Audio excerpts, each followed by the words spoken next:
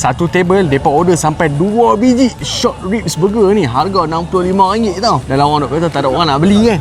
Mai, kita pergi hantar siapakah gerangan yang order satu table 2 biji. Mai, 37 dia abang kita. Abang seorang makan 2 biji ke abang? Ada kawan lagi sini. Daripada mana mai abang? Tebai. Limbung Tebai. Apa yang membuatkan nak try short rib ni?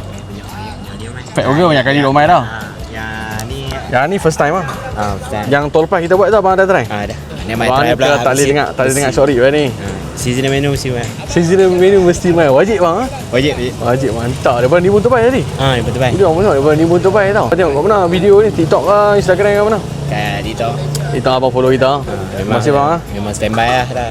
Kata habis schedule tenders tu siap dah. Wah, abang ni kira seasonal hunter. Nama apa bang? Lupa tengok. Capi. Cik member tak ada? Tidak boleh interview member sekali. Mayang.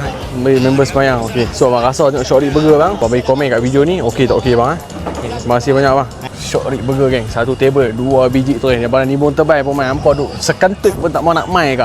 Yang ni harga 65, very limited stock. Habis ni habis. So siapa cepat dia dapat. Make sure hampa share video ni geng. Hampa sampai kat The Fat Burger. Yang baru ada, yang design pun ada. Harga 65. InsyaAllah try puas hati punya.